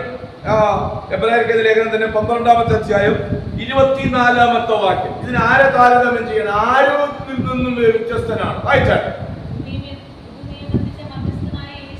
പുതിയ നിയമത്തിന്റെ ആരാണ്? പുതിയ നിയമത്തിന്റെ മധ്യസ്ഥൻ ആരാകുന്നു? പുതിയ നിയമത്തിന്റെ മധ്യസ്ഥനും ഹാബേലിന്റെ രക്തത്തെക്കാൾ ഗുണകരമായി സംസാരിക്കുന്ന പുണ്യാഹ രക്തത്തിന്റെ അടുക്കലേക്കല്ലയോ നിങ്ങൾ. എന്താണ് ഈ ഹാബേലിന്റെ രക്തവും യേശുവിന്റെ രക്തവും തമ്മിലുള്ള വ്യത്യാസം മനസ്സിലായോ? ഹാബേലിന്റെ രക്തം അല്ലെങ്കിൽ ഞാൻ മനുഷ്യ രക്തത്തിന്റെ നിലവാരങ്ങളിലാണ് ഞാൻ ജനിച്ചിരിക്കുന്ന പക്ഷം എനിക്ക് നിങ്ങൾക്ക് വേണ്ടിയിട്ട് ആത്മാർത്ഥമായി മധ്യസ്ഥം ചെയ്യാൻ പറ്റില്ല. എന്റെ അർത്ഥം ഞാൻ വ്യാഖ്യാനിച്ചു തരാം. ആത്മാർത്ഥമായി എനിക്ക് മധ്യസ്ഥം ചെയ്യാൻ പറ്റത്തില്ല. കാരണം എന്റെ മുമ്പിലിരിക്കുന്ന ഒരാള് ഏതെങ്കിലും നിലവാരങ്ങളിൽ എന്നോട് കെറുവിക്കുകയോ എന്നോട് വിരോധം പുലർത്തുകയോ ചെയ്തു കഴിഞ്ഞാൽ എനിക്ക് ആ മനുഷ്യനോട് പൂർണ്ണമായിട്ട് അത് മറന്നു കളഞ്ഞുകൊണ്ട് അല്ലെങ്കിൽ മാഞ്ഞു പോയിക്കൊണ്ട് അയാൾക്ക് വേണ്ടിയിട്ട് പ്രാർത്ഥിക്കാൻ പറ്റില്ല. അയാളെ സംബന്ധിക്കുന്ന ഉള്ളിൽ എനിക്ക് അഭിനയിക്കാൻ പറ്റും. എനിക്കറിയാം അയാളോട് പകയില്ലെന്ന് കാണിക്കാനേ പറ്റത്തുള്ളൂ. ശരിയല്ലേ? ഒന്ന് പരിശോധിച്ച് നോക്കിയേ. ചെയ്യാൻ പറ്റില്ല. ക്രിസ്തുവോ തന്നെ ഉപദ്രവിക്കുമ്പോൾ തന്നെ ഈ പാപം കുരിശ് വെച്ച് നമുക്ക് വേണ്ടി പ്രാർത്ഥിച്ചത്, ഈ പാപം ഇവർക്ക് നിർത്തരുതേ, ഇവരറിവില്ലായ്മയാൽ ചെയ്തത് കൊണ്ട് ഇവരോട് ക്ഷമിക്കണമേ. അപ്പൊ പഴയ നിയമത്തിന്റെ ഹാബേലിന്റെ രക്തത്തെക്കാൾ ഗുണകരമായി പഴയ നിയമത്തിന്റെ ഹാബേലിന്റെ രക്തം സംസാരിക്കുന്നതുവാ എന്നെ കൊന്ന കൈനെ കൊല്ലണമേ. ആ രക്തം നിലവിളിക്കുന്നത് ഇതാ. ഒരു മനുഷ്യനും അതുകൊണ്ട് ആത്മാർത്ഥമായി ആ ഭാഗങ്ങളെ പഠിപ്പിക്കുന്ന യഥാർത്ഥ ഒരു കണ്ടന്റ് ആത്മാർത്ഥമായി വേറൊരു മനുഷ്യന്റെ പൂർണ്ണമായ രക്ഷയ്ക്കും വളർച്ചയ്ക്കും വേണ്ടി പ്രാർത്ഥിക്കാനൊക്കെ പറ്റും. അത് മാറുന്നതാണ് ക്രിസ്തു.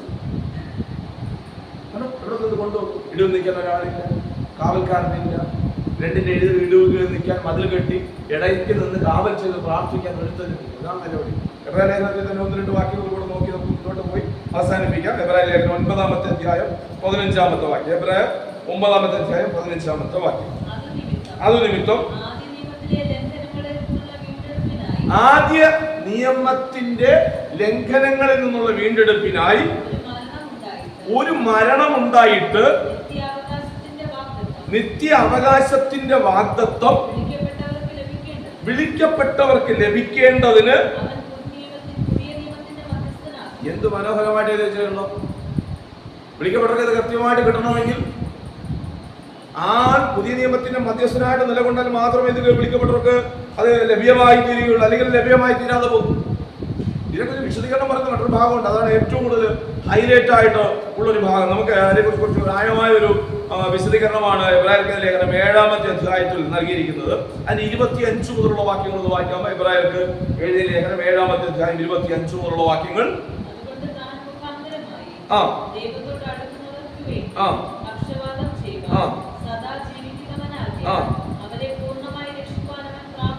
കണ്ടോ? താൻ മുഖാന്തരമായി, അതുകൊണ്ട് താൻ മുഖാന്തരമായി ദൈവത്തോട് അടുക്കുന്നവർക്ക് വേണ്ടി പക്ഷപാതം ചെയ്യുവാൻ സദാ ജീവിക്കുന്നവനാകയാൽ അവരെ പൂർണ്ണമായി രക്ഷിക്കുവാൻ അവൻ പ്രാപ്തനാകുന്നു. അപ്പൊ സദാപക്ഷപാതം എന്ന വേർഡ് ഒരു ഹയർലി വേർഡാണ്. സാധാരണ ഇടതടവില്ലാതെ നമ്മുടെ ആവശ്യം എന്തെന്ന് വ്യക്തമായി നമുക്കറിയാതിരിക്കുമ്പോൾ നമ്മുടെ ആവശ്യം എന്തെന്ന് വ്യക്തമായി അറിയുന്നവൻ ആ പിതാവിനോട് നമുക്ക് വേണ്ടി സദാപക്ഷപാതം ചെയ്യുക. അപ്പൊ നമ്മുടെ പ്രാർത്ഥന നമ്മൾ ഇരിക്കുന്ന നിലവാരത്തിൽ നമ്മുടെ വേദന അറിഞ്ഞ് നമ്മൾ പറയുന്ന അതുപോലെ കർത്താവ് സ്വീകരിക്കുക. അതേ വേദന ആ മനുഷ്യൻ എന്ത് വേദന അനുഭവിക്കുന്നോ ആ വേദന അതേ നിലകളിൽ പകരുക. ഞാൻ ഈ കഴിഞ്ഞ ദിവസം അതിനെക്കുറിച്ച് വിശദീകരിക്കുമ്പോൾ പറഞ്ഞിരുന്നു, നമ്മുടെ പ്രാർത്ഥന എവിടെ നിന്ന് എവിടെയാണ് ദൈവം കേൾക്കുന്നതെന്ന് അറിയാമോ? നമ്മൾ ചിന്തിക്കുമ്പോൾ ചിന്തകളിൽ നിന്ന് നമ്മളിരിക്കുന്നവൻ കേൾക്കുക. എത്ര ദൂരമുണ്ട്? അങ്ങനെ ദൂരം പറയാനില്ല. നമ്മുടെ ചിന്ത, നമ്മൾ ചിന്തിക്കുമ്പോൾ ചിന്തകളിൽ നമ്മളിൽ നിൽക്കുന്നവൻ കേൾക്കുക. കേട്ടോ, നമ്മളിൽ ഇങ്ങനെ പണ്ട് പരിവർത്തനം ഇല്ലാത്തത് കൊണ്ടാണ് ദാനിയേൽ പ്രവാചക പുസ്തകം ഒരു സംശയം തോന്നുന്നത്. ഒരുവൻ എന്റെ പ്രാർത്ഥനയുമായിട്ട് ഇങ്ങനെ വന്നുകൊണ്ടിരിക്കുകയാണ്, അതിനെ തടയുന്ന ആ രീതി പുതിയ നിയമത്തെ സംബന്ധിക്കുന്ന കാര്യങ്ങളിൽ ഇല്ല. എന്റെ പ്രാർത്ഥന ഞാനൊന്ന് നരങ്ങുമ്പോൾ അതാ നമുക്ക് വേണ്ടി സദാ അകത്തിരുന്നും എന്തെല്ലാം വിഷമം പറയും. പരിശുദ്ധാത്മാ നമുക്ക് വേണ്ടി ദൈവഹിതത്തിന് ഒത്തവണ്ണം നമുക്ക് എന്താണ് വേണ്ടിയതെന്ന് ഭയങ്കര വിഷയമാണ്. അങ്ങനെ ഒരു ആഴമായ കാഴ്ചപ്പാട് വന്നാൽ നമ്മുടെ വയസ്സെല്ലാം ഞാൻ ആ ദാവീദിന്റെ ഒരു പ്രാർത്ഥന കഴിഞ്ഞ പ്രാവശ്യം എടുത്ത് പറഞ്ഞത് നിങ്ങൾ ശ്രദ്ധിച്ചിട്ടുണ്ടാവും. എൻ്റെ ദൈവമേ നീ എന്നെ കൈവിട്ടത് എന്ത്? എൻ്റെ ഞരക്കത്തിന്റെ ശബ്ദം, ഏതോ വിഷയത്തിന്റെ നടുവിൽ ഞാൻ ഞരങ്ങുന്ന ആ കൊച്ചു ശബ്ദം ഞാൻ ഞരങ്ങുമ്പോൾ അറിയാം. പൂർണ്ണ വാക്കുകൾ എൻ്റെ വായിൽ നിന്ന് പറയുമ്പോൾ മാത്രം അറിയുന്ന ദൈവമാണ്. ഓക്കെ, നമുക്ക് അവിടെ കൊണ്ട് അവസാനിപ്പിക്കാൻ പറ്റത്തില്ല. അതിനൊരു കണ്ടിന്യൂഷൻ ഭാഗമുണ്ട്. 26-ാമത്തെ വാക്യത്തിൽ എബ്രായ ലേഖനം തന്നെയാണ്. അതിൽ 7-ന്റെ 26-ാമത്തെ വാക്യം കൊണ്ടു വായിച്ച് 26. അപ്പൊ ആരാണ് നമുക്ക് വേണ്ടത്? ഇങ്ങനെയുള്ള മഹാപുരോഹിതനല്ലോ നമുക്ക് വേണ്ടത്.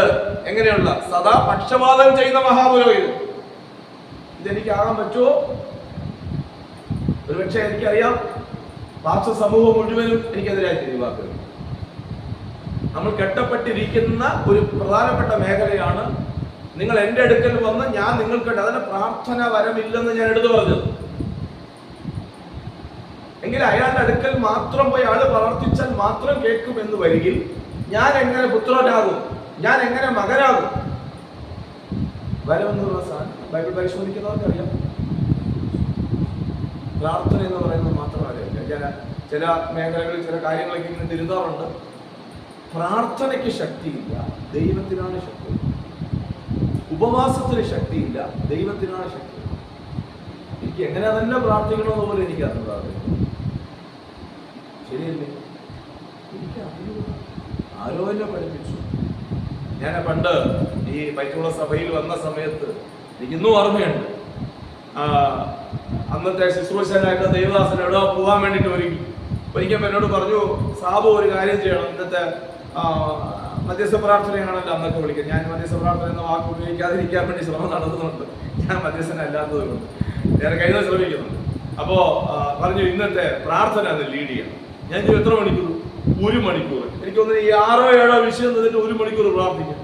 ഞാൻ ചോദിച്ചു, വാസേ ഈ 7 വിഷയം എങ്ങനെയാ ഞാൻ 1 മണിക്കൂർ പ്രാർത്ഥിക്കുന്നത്? അപ്പോ ആണ് എനിക്ക് ട്രിക്ക് പറഞ്ഞു തന്നത്. പിന്നീടാണ് എനിക്ക് ട്രിക്കാണെന്ന് മനസ്സിലായത്. ഒരു വിഷയം വെച്ചുകൊണ്ട് നിങ്ങൾ ഇങ്ങനെ ജാഗരിച്ചത് റിപ്പീറ്റേഷൻ പറഞ്ഞു. ഇടയ്ക്ക് കുറച്ച് അന്യഭാഷ പറഞ്ഞു. പിന്നെ കുറേ കൈയടിക്കണം. ആത്മാർത്ഥമായിട്ട് ചിന്തിച്ച ഇതാണോ പ്രാർത്ഥന? ഒരാളോട് സംസാരിക്കുമ്പോൾ പോലും അല്ലെ എന്തൊരു അലക്ഷ്യമായിരുന്നു. ഞാൻ ഇവിടെ ഇരിക്കുന്ന ദൈവവാസനോട് സംസാരിക്കും. അദ്ദേഹം എൻ്റെ ശബ്ദം ഗൗരവത്തോട് കേൾക്കാം. നിങ്ങൾ ഡെപ്ത് എത്രത്തോളം മനസ്സിലാവുന്നതെന്ന് എനിക്ക് അറിഞ്ഞു. അദ്ദേഹം ഗൗരവത്തോട് കേട്ടോണ്ടിരിക്കുക. ഞാൻ ഇടയ്ക്ക് അലക്ഷ്യമായിട്ട് കൈയടിച്ച ഞാൻ ഈ ഇടയ്ക്ക് നമ്മുടെ ഒരു മോൾക്ക് വേണ്ടിയിട്ട് RCCയിൽ പോയിരുന്നു. ഡോക്ടറെ കാണാൻ പോയതാണ്. അപ്പോൾ ആ കുഞ്ഞിൻ്റെ അമ്മയും എന്നെയും വിളിച്ചുകൊണ്ട് ഞാൻ ഡോക്ടറെ കാണാൻ വേണ്ടി അകത്തോട്ട് പോയ സമയത്ത് അപ്പോൾ ഇദ്ദേഹം പറയുന്ന എല്ലാ മെഡിക്കൽ വേർഡുകളും ഒരു പക്ഷേ എനിക്ക് ഓർത്തിരിക്കാൻ പറ്റിയെന്ന് വരികയും അവൾ ഇപ്പോൾ നേരിടുന്ന ആ രോഗത്തിന്റെ നിലവാരത്തെക്കുറിച്ച് എന്നോട് സംസാരിക്കാനാണ് അദ്ദേഹം വിളിച്ചത്. അപ്പോൾ ഞാൻ ഈ മൊബൈൽ ഫോൺ കയ്യിലെടുത്തു. അതിന്റെ റെക്കോർഡിംഗ് എവിടെ ഉണ്ടെന്ന് ഞാൻ ഇങ്ങനെ തപ്പുകയാണ്. റെക്കോർഡ് ചെയ്ത് വെച്ചാൽ ഇദ്ദേഹം കേൾക്കുന്ന റെക്കോർഡ് ചെയ്ത് വെക്കാലോ. അപ്പൊ വീണ്ടും കേൾക്കുമ്പോൾ അതിന്റെ കാര്യങ്ങളെ കുറിച്ച് മനസ്സിലാക്കി ഒരു പബ്ലിക് ഗ്രൗണ്ട് ഫണ്ടിങ് ചെയ്യാൻ വേണ്ടിയിട്ട് അപ്പൊ ഇത് എനിക്ക് കൃത്യമായിട്ട് കിട്ടിയാൽ എനിക്ക് ചെയ്യാൻ പറ്റും. അപ്പൊ അദ്ദേഹം എന്നെ പെട്ടെന്ന് വിളിച്ചു. ഞാൻ ഇത് ഓപ്പൺ ചെയ്യുന്നതിന് മുമ്പ് അദ്ദേഹം വിളിച്ചു. അകത്തേക്ക് പോകേണ്ടി വന്നു. എനിക്ക് അപ്പോയിന്റ്മെന്റ് ടൈമായി അകത്ത് വരെ. അപ്പോഴും ഞാൻ എന്ത് ചെയ്യാം തപ്പുക. അദ്ദേഹം എന്നോട് ഇങ്ങനെ സംസാരിച്ചുകൊണ്ടിരിക്കുന്നു. അദ്ദേഹത്തിന് ദേഷ്യം ഒരു സാധാരണ മനുഷ്യരോട് ഞാൻ ഇടപെട്ടുകൊണ്ടിരിക്കുക. ദേഷ്യം വന്നു. കാരണം അദ്ദേഹം എന്നോട് ഇത്ര ഗൗരവം കാര്യം സംസാരിച്ചുകൊണ്ടിരിക്കുന്നത്. നിങ്ങൾക്ക് അതിന്റെ ഗൗരവത്തോളം മനസ്സിലാവുന്നില്ല. നമ്മുടെ പ്രാർത്ഥന 1 മിനിറ്റാണ്. നമ്മുടെ ആ വ്യക്തമായ ബന്ധം തീർന്നോ പിന്നെ 1 മണിക്കൂർ കൊണ്ടുപോയി. 1 മിനിറ്റ് വേണ്ടി പ്രാർത്ഥിക്കാൻ നമ്മൾ ഇരിക്കുമ്പോൾ അത് 1 മിനിറ്റിൽ ഇരിക്കുമ്പോൾ 1 മണിക്കൂറാകട്ടെ 8 മണിക്കൂറാകട്ടെ അവിടെ ഇരുന്നോ. 1 മണിക്കൂർ തികയ്ക്കലല്ല പ്രാർത്ഥന എന്നുള്ള ആഴമായ കാഴ്ചപ്പാട്. പാട്ടുപാടിയും ഏതെങ്കിലും നിലകളിൽ ചെയ്തും ഞാൻ 1 മണിക്കൂർ കൊണ്ടുപോകരുത്. പ്രാർത്ഥന ബന്ധം കട്ടായോ അത് കഴിഞ്ഞിട്ടുള്ള വേസ്റ്റാണ്. അദ്ദേഹത്തിന് ഡോക്ടറിന് ദേഷ്യം. അതേമാതിരി നിങ്ങൾ ഫോൺ ഓഫ് ചെയ്തേക്കാം. എനിക്ക് അദ്ദേഹത്തോട് പറയണമെന്നുണ്ടായിരുന്നു. അദ്ദേഹത്തോട് പറയാൻ എനിക്ക് കഴിഞ്ഞില്ല. സാറ് പറയുന്ന റെക്കോർഡ് ചെയ്ത് വെക്കാനാണ് ഞാൻ ഇത് കാര്യം ചെയ്തതെന്ന് പറയണമെന്നുണ്ടായിരുന്നു. പക്ഷെ എനിക്ക് പറ്റിയില്ല. നമ്മൾ ആരോടാണ് പ്രാർത്ഥിക്കുന്നത്? നമ്മൾ എവിടെ നോക്കി കേട്ട കാര്യങ്ങളാണ് ഇതെല്ലാം. ഞാൻ ഇതെല്ലാം ഇതിങ്ങനെ പരിശോധിക്കാൻ തുടങ്ങിയപ്പോൾ എനിക്ക് മനസ്സിലായിരുന്നു അല്ല ദൈവം നമ്മളിൽ ആഗ്രഹിക്കുന്നു അല്ലേ. ഞാൻ ചിലപ്പോൾ പറയാറുണ്ട് പ്രാർത്ഥന എന്ന് പറയുമ്പോൾ 3 ദിവസം ഉപവാസം നടക്കുന്ന ആ ആ ദിവസങ്ങളിലെല്ലാം നമ്മുടെ പ്രാർത്ഥന കൊടുക്കും. നടന്നു പോകുമ്പോൾ നമ്മുടെ കാലിൽ ഒരു ഉള്ളു കൊണ്ടാൽ അപ്പോ എൻ്റെ ദൈവമേ എന്ന് വിളിക്കുമ്പോൾ അവിടെയാണ് നമ്മുടെ പ്രാർത്ഥന. ഒരുപക്ഷെ നമ്മുടെ വേദന ആഴമായിട്ടുണ്ടാകുന്ന സമയം നമ്മൾ വണ്ടി ഓടിച്ചു പോകുമ്പോഴായിരിക്കും ആ ഹെൽമെറ്റിന്റെ മറവിൽ അല്ലെങ്കിൽ ആ ഗ്ലാസിന്റെ മറവിൽ നമ്മൾ ഒഴുക്കുന്ന കണ്ണുനീരുണ്ടല്ലോ. ഈ വെളിപ്പാട് എങ്ങനെ ദാവീദിനെ കിട്ടിയെന്ന് എനിക്കറിയത്തില്ല. അത് ദാവീദ് പറഞ്ഞു, ദൈവമേ എന്റെ ഞരക്കത്തിന്റെ ശബ്ദം. മക്കളെ, ഞാൻ ആത്മാർത്ഥമായിട്ട് ഇങ്ങനെ മുന്നിൽ മധ്യസ്ഥൻ കർത്താവ് നോക്കിയപ്പോൾ, ദൈവം നോക്കിയപ്പോൾ ഇല്ല, അങ്ങനെ നമുക്ക് വേണ്ടി ഒരാൾ വേണം സദാപക്ഷപാതം ചെയ്യും. ആഴമായ വേർഡെന്നറിയുന്നു ആ എബ്രായ ലേഖനത്തിലേക്ക് ഞാൻ വരുവാ. നമുക്ക് ആ വാക്യം വായിക്കാതിരിക്കാൻ, കാരണം അതാണ് അതിന്റെ ഏറ്റവും ഹൈലൈറ്റ് ആയിട്ടുള്ള വേർഡ്. അതെനിക്ക് മാറ്റാൻ ഒക്കത്തില്ല. 26-ാമത്തെ വാക്യം, ഇങ്ങനെയുള്ള മഹാപുരോഹിതനല്ലോ നമുക്ക് വേണ്ടി. ഞാൻ തന്നെ വായിക്കാം, അപ്പൊ എവിടെ നിർത്തേണ്ടതെന്ന് എനിക്ക് അറിയാൻ പറ്റും കേട്ടോ. അതാരാ? അവൻ ആരാണ്? പവിത്രൻ. ആരുണ്ട് ഇങ്ങനെ പവിത്രനായി? Living in flesh. ഞാൻ ജീവിക്കുന്നത് ശരീരത്തിലാണ്. അപ്പൊ ശരീരത്തിൽ ജീവിക്കുന്നത്, എനിക്ക് ശരീരത്തിൽ എന്തുണ്ട്? ഞാൻ ഇച്ഛിക്കാത്ത ഒരു പാപത്തിന്റെ പ്രമാണം എനിക്കുണ്ട്. ഇത് പൗലോസ് തിരിച്ചറിഞ്ഞാണ് ഈ വേർഡൊക്കെ എഴുതുന്നത്. അയ്യോ, ഞാൻ അടിട്ട മനുഷ്യനെ നിലവിളിക്കാൻ കാരണം എന്താണ് ലോകത്തിൽ സാധാരണ മനുഷ്യനുള്ളത് അതുപോലെ എനിക്കുണ്ട്. അപ്പൊ ഞാൻ എങ്ങനെ പവിത്രനാവും? കണ്ടോ, പവിത്രൻ. ആ യേശുവിനെ കുറിച്ച് എക്സ്പ്ലനേഷൻ ചെയ്യാം. ആ പവിത്രൻ, നിർദോഷൻ, ദോഷം ഇല്ലാത്ത. ജീവിച്ചിരിക്കുമ്പോൾ ചോദിച്ചില്ലേ, നിങ്ങളിൽ ആർ എന്റെ പാപത്തെ കുറിച്ച് ബോധം വരുത്തും? നിർദോഷൻ, ഒരു ദോഷവും ആർക്കും പറയാനില്ലാത്ത. എന്നെ കുറിച്ച് അങ്ങനെ പറയാൻ പറ്റില്ല. നിർദോഷൻ. കണ്ടോ, നിർദോഷൻ. അടുത്ത മൂന്നാമത് പറഞ്ഞിരിക്കുക, നിർമ്മലൻ. നിർമ്മലൻ, ഒരു മലിനനും മലിനതകളും വേശാത്തവൻ. നിർമ്മലൻ, മലിനതകൾ ഇല്ലാത്തവൻ. കണ്ടോ എന്ത് മനോഹരം! നിർമ്മലൻ, പാപികളോട് വേർവിട്ടവൻ. കണ്ടോ, സ്വർഗത്തെക്കാൾ ഉന്നതനായി തീർന്നവൻ. ആ മഹാപുരോഹിതന്മാരെ പോലെ ആദ്യം സ്വന്തം പാപങ്ങൾക്കായും പിന്നെ ജനത്തിന്റെ പാപങ്ങൾക്കായും ദിനം പ്രതി യാഗം കഴിക്കുവാൻ ആവശ്യമില്ലാത്തവൻ തന്നെ. പഴയ നിയമത്തിൽ നമ്മൾ മധ്യസ്ഥന്മാരെന്ന് വിളിച്ചിരുന്ന മോശ തുടങ്ങിയാണല്ലോ മധ്യസ്ഥത്തിന്റെ ലെവല്. മോശ തുടങ്ങിയുള്ള സകല പൗരോഹിത്യ മധ്യസ്ഥന്മാരും അവർ തങ്ങൾക്ക് വേണ്ടി, കാരണം തങ്ങൾ പാപികളാണ്, തങ്ങൾക്ക് വേണ്ടി ആദ്യം പാപപ്രായശ്ചിത്തം വരുത്തിയിട്ടാണ് വേറൊരുത്തരുടെ പാപപ്രായശ്ചിത്തത്തിനായി കൊണ്ടുപോയി. അങ്ങനെ വേണ്ടാത്തവൻ എന്നാൽ പവിത്രനാണ്, നിർദോഷനാണ്, ദൈവത്തിന് സല്ല ആവശ്യമില്ല. അത് അവൻ തന്നെത്താൻ അർപ്പിച്ചുകൊണ്ട് ഒരിക്കലായി ചെയ്തുവല്ലോ. റിപ്പീറ്റേഷൻ ഇല്ല, ഒരിക്കലായിട്ട് ചെയ്തുവല്ലോ. ന്യായപ്രമാണം ബലഹീനത മനുഷ്യരെ മഹാപുരോഹിതന്മാരാക്കുന്നു. ന്യായപ്രമാണം എന്താ ചെയ്യുന്നത്? ബലഹീന മനുഷ്യനെയാണ് ന്യായപ്രമാണം മഹാപുരോഹിതനാക്കുന്നത്. എന്നാൽ ഇവിടെ വായിക്കുന്ന 28-ാമത് വാക്യം, ന്യായപ്രമാണത്തിന് പിൻപുള്ള ആനയുടെ വചനമോ എന്നേക്കും തികഞ്ഞവനായി തീർന്ന പുത്രനെ പുരോഹിതനാക്കുന്നു. സ്തോത്രം. നിങ്ങൾ ഞാൻ വായിപ്പിച്ച നിങ്ങളെ ഒരുപക്ഷെ ചിന്തിക്കും, എന്താണ് 1 പത്രോസ് 5:8 ഇതുമായിട്ട് കണക്ഷൻ? പിശാച് ഏതെല്ലാം നിലകളിൽ പ്രവർത്തിക്കുന്ന അറിയുമോ? ഞാൻ എൻ്റെ ദൈവത്തോട് അടുക്കാൻ വേണ്ടിയിട്ട് എനിക്ക് വ്യക്തമായി കഴിയാത്ത നിലകളിൽ എൻ്റെ ജീവിതത്തിനകത്ത് അവിശ്വാസം എന്ന് വിത്ത് വിതയ്ക്കാൻ, വിശ്വാസത്തിൽ നിന്ന് അകറ്റുവാൻ കാലാകാലങ്ങൾ കൊണ്ടുള്ള പരിശ്രമത്താൽ അവൻ സാധിച്ചു. ഇതൊരു വേർഡെടുത്ത് തന്നെയാണ് എന്നെ സാധിപ്പിച്ചത്. ഇത് വേർഡിനാൽ തന്നെയാണ് ഇത് സാധിപ്പിച്ചത്. കണ്ടോ, ക്രിസ്തുവിന്റെ പരീക്ഷകനാണ്, വചനവുമായിട്ടാണ് വരുന്നത്. ഇങ്ങനെ വചനത്തിൽ രേഖപ്പെടുത്തിയിട്ടില്ലേ, ഇങ്ങനെ അവിടെ പറഞ്ഞിട്ടില്ലേ. അപ്പൊ വചനം വളരെ ഗൗരവത്തോടു കൈകാര്യം ചെയ്യും, വളരെ മനോഹരമായി. അതുകൊണ്ട് നമുക്കറിയാം 1 തിമോത്തിയോസ് 2:5 അവിടെ പറഞ്ഞിരിക്കുന്നത് ഇവിടെ ഇങ്ങനെയാണ്. 1 തിമോത്തിയോസ് 2-ാമത്തെ അധ്യായം 5-ാമത്തെ വാക്യം, ദൈവം ആരാണ്? ഒരുവനല്ലോ. ദൈവത്തിനും മനുഷ്യർക്കും വേറെ മധ്യസ്ഥന്മാര് ഇല്ല, ആവശ്യമില്ല. ഇതിനെക്കുറിച്ചുള്ള ബോധം വരുത്തലാണ് ശുശ്രൂഷകനായ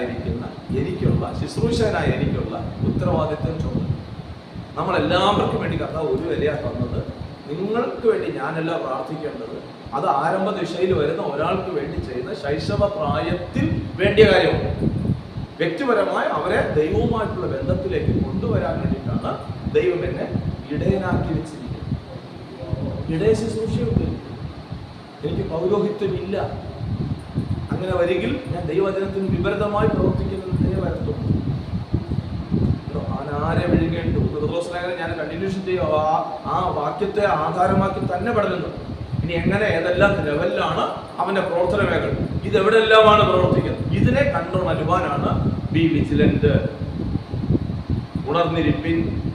ആ ഉണർവെന്ന ആ ഒരൊറ്റ വാക്കാണ് തെളിവ്. എന്തെല്ലാം അർത്ഥം ഉണ്ടാന്ന് അറിയാലോ. ദൈവ പരിജ്ഞാനത്തിൽ തെളിഞ്ഞിരിക്കണം. ആ ഒരു നിലയിലേക്ക് നമ്മൾ ഉയർന്നു വരണം. ആ ദൈവ പരിജ്ഞാനത്തിന്റെ നിലയിലേക്ക് ഉയർന്നു വരണമെന്നാണ് നമ്മളെ ഓരോരുത്തരെയും കുറിച്ച് ദൈവം ആഗ്രഹിക്കുന്നത്, ഇച്ഛിക്കുന്നത്. ആ നിലകളിലേക്ക് കർത്താവ് നമ്മളെ കൂട്ടി വരുത്തട്ടെ. ഓരോ ദിനവും അനുദിനവും ആ നിലവാരങ്ങളിലേക്ക് നമുക്ക് വളരാം, ഉയരാം.